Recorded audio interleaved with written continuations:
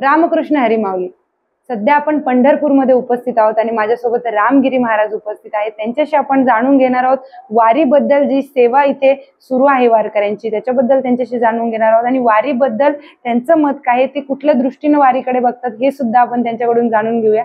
महाराज, सगळ्यात आधी सुदर्शनच्या सगळ्या टीम कडून नमस्कार तुम्हाला. महाराज, इथे जी सेवा सुरू आहे आपल्यातर्फे सगळ्या वारकऱ्यांसाठी, आज सुद्धा आषाढी एकादशीच्या निमित्त सगळ्यांना फराळची जी सोय केलेली आहे त्याबद्दल काय सांगा? योगीराज सद्गुरू गंगागिरी महाराजांचा हा जो पायी दिंडी सोहळा आहे, या दिंडी सोहळ्याला 200 वर्षाची परंपरा आहे. 200 वर्षापूर्वी योगीराज सद्गुरू गंगागिरी महाराज स्वतः पायी यायचे आणि दिंडीला येताना, पायी येताना आपली झोपडी पेटून अशा प्रकारे मग गंगागिरी महाराज दर्शनाला यायचे, की त्या झोपडीचं देखील स्मरण होता कामा नये, असा एक त्याग त्यांचा होता. हळूहळू हे स्वरूप वाढत गेलं आणि हा जो दिंडी सोहळा आहे अतिशय शिस्तीमध्ये हा दिंडी सोहळा असतो आणि 2 ते 2.5 हजार लोक आपल्या दिंडी सोहळ्यामध्ये पायी असतात. श्री क्षेत्र बेट सराला गंगागिरी महाराज संस्थान ते श्री क्षेत्र पंढरपूर अशा प्रकारचा पायी दिंडी सोहळा असतो. आणि या दिंडी सोहळ्यामध्ये असणारे जे वारकरी असतात ते सर्व वारकरी आपापल्या शिस्तीत असतात आणि सतत दिवसभर भजन करीत चालतात. यांची नाश्त्याची, भोजनाची, रात्री निवासाची व्यवस्था ही सर्व दिंडीच्या नियोजन कमिटीमार्फत केली जात असते. अशा प्रकारचे ज्या ज्या गावात मुक्कामाला थांबतो आपण त्या त्या गावामध्ये पंक्ती वगैरे दिल्या जातात. नसतील काही पंक्ती तर आपण संस्थांतर्फे पंक्ती देऊन आणि लोकांची व्यवस्था करीत असतो. तर अशा प्रकारचा हा दिंडी सोहळा पंढरपूरला पोहोचलेला आहे. महाराज, आता 19 दिवस लोक जे आहेत ते पायी चालत आळंदीवरून पंढरपूरला पोहोचलेले आहेत आणि वारी, तुमच्या दृष्टीनं वारीबद्दल काय सांगा? पंढरीची वारी आहे माझे घरी अनेक नकरे तीर्थव्रत. वारकरी संप्रदायाचा आद्य दैवत म्हणजे पांडुरंग परमात्मा आहे. वाट पाहे उभा भेटीची आवडी, कृपाळू तातडी उतावीळ. तो भक्ताच्या भेटीकरता उतावीळ झालेला असतो आणि मग अशा प्रकारे आणि भक्ताला त्याची ओढ लागली असते, केव्हा मला पांडुरंगाचं दर्शन होईल. काही येता देखेन माझा माय बाप, घटका बोटे दिवस लेखी धरून या माप. तो एक घटका मोजत चालतो. आजचा एक दिवस कमी झाला, उद्याचा एक दिवस कमी झाला आणि जसजसं पंढरपूर जवळ येत जातं तसं आणि त्याला पांडुरंगाच्या दर्शनाची ओढ लागलेली असते. अशा प्रकारे पांडुरंगाच्या दर्शनाकरता पांडुरंगाचं भजन करीत करीत आणि सर्व वारकरी या ठिकाणी येतात.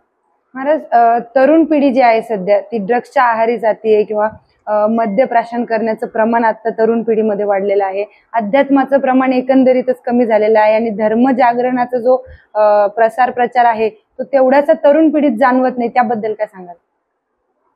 आता हे मोबाईलच्या माध्यमातून, जे सोशल मीडियाच्या माध्यमातून वेगवेगळ्या प्रकारचे व्हिडिओ व्हायरल होतात आणि ते व्हिडिओ मुलं पाहतात आणि त्याच्या आहारी जातात किंवा काही गेम वगैरे याच्या मागे लागतात.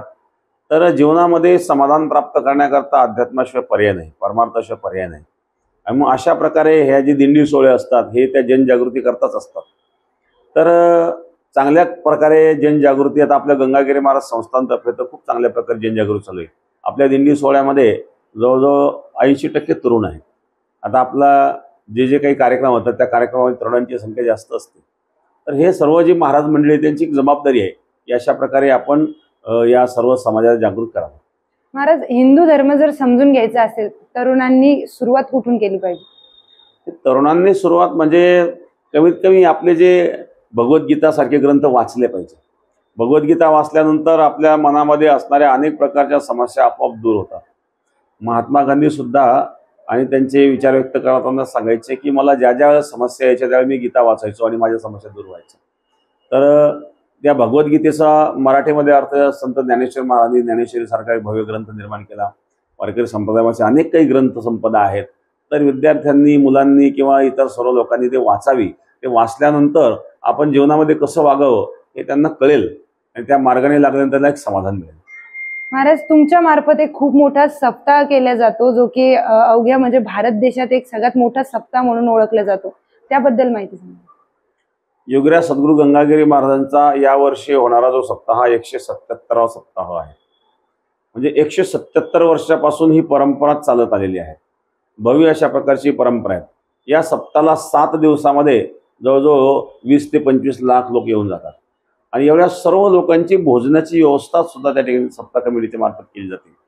मोठा भव्य असा हा सप्ताह असतो. 10,000 टाळकरी त्या ठिकाणी असतात आणि 7 दिवस अखंड भजन चालतं आणि एवढ्या समाजापर्यंत प्रसाद पोहोचवण्याकरता आपल्याकडे 30 ते 35 हजार स्वयंसेवक असतात. त्या स्वयंसेवकांच्या माध्यमातून आणि संपूर्ण वाढ केली जाते. तो स्वयंपाक बनवला जातो. आमटी बनवून ती आमटी टँकरमध्ये भरून आणि ती आमटी पंक्तीमध्ये येत असते आणि गावागावून हजारो गावांमधून भाकरी येतात आणि अशा प्रकारे आणि लाखो भाकरी त्या ठिकाणी एकत्रित येतात आणि अशा या 20-25 लाख लोकांची भोजनाची व्यवस्था त्या माध्यमातून केली जाते. दुसरी महत्त्वाचं रात्रंदिवस भजन, कथा, कीर्तन प्रवचन आणि आपण एक शेतकरी वर्ग जास्त असल्यामुळे कृषी प्रदर्शन देखील त्या ठिकाणी भरवतो.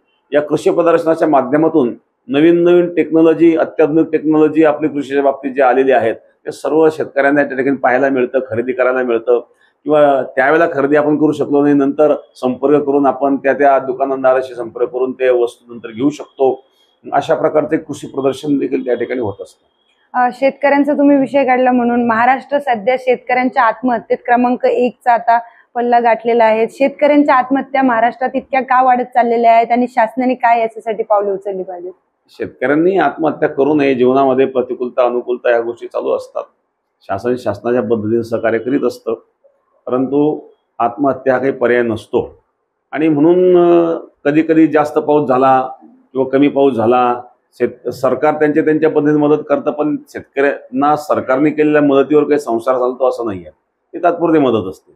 पण आपण स्ट्रॉंग राहिलं पाहिजे आणि ज्या वेळेला चांगल्या प्रकारचं उत्पन्न मिळतं त्यावेळेला आपण तो पैसा जपून ठेवला पाहिजे. शेतकऱ्यामध्ये हा एक दोष आहे की पैसा मिळाल्यानंतर शेतकरी खर्च करून टाकतो, पुढचा विचार करीत नाही, एक नियोजन करीत नाही. आपण जर चांगल्या प्रकारचं नियोजन केलं तर काही वेळेला नुकसानही होतं, काही वेळेला चांगलंही उत्पन्न मिळतं.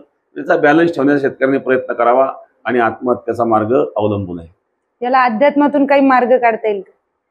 अध्यात्मातून मार्ग हाच आहे की जसं तुकाराम महाराजांच्या जीवनामध्ये असे प्रसंग आले होते. दुष्काळी आटिले द्रव्य नेला मान, स्त्री की अन्न करता मेली. अशा प्रकारची अवस्था तुकोबांवर आली, परंतु तुझे पत्नीचा मृत्यू झाला तरी सुद्धा ते खचले नाही. आणि म्हणून असे प्रसंग जीवनात येतात की त्यामध्ये आपण खचून जाऊ नये. आणि अध्यात्म हे आपल्याला बल देतं, शक्ती देतं. प्रतिकूल परिस्थितीवर मात करण्याची क्षमता अध्यात्मातून मिळत असते. म्हणून अध्यात्माशी शेतकऱ्यांनी सुद्धा अवश्य जोडलं पाहिजे. आपले खूप खूप धन्यवाद महाराज, सुदर्शनच्या सगळ्या टीम कडून आणि तुम्ही जे कार्य करताय त्याच्यासाठी सुदर्शनच्या सगळ्या टीम कडून तुम्हाला खूप खूप शुभेच्छा.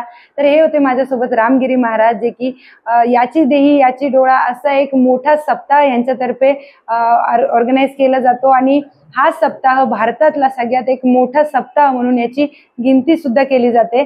अजूनही ते पंढरपुरात आहेत आणि पंढरपुरात अनेक वारकरी भक्तांना सुद्धा ते इथे सहकार्य करतायत, त्यांच्या भोजनाची व्यवस्था करतायत. कॅमेरामॅन ऋतिक सोबत मी प्रियांका लाठी, सुदर्शन मराठी, पंढरपूर.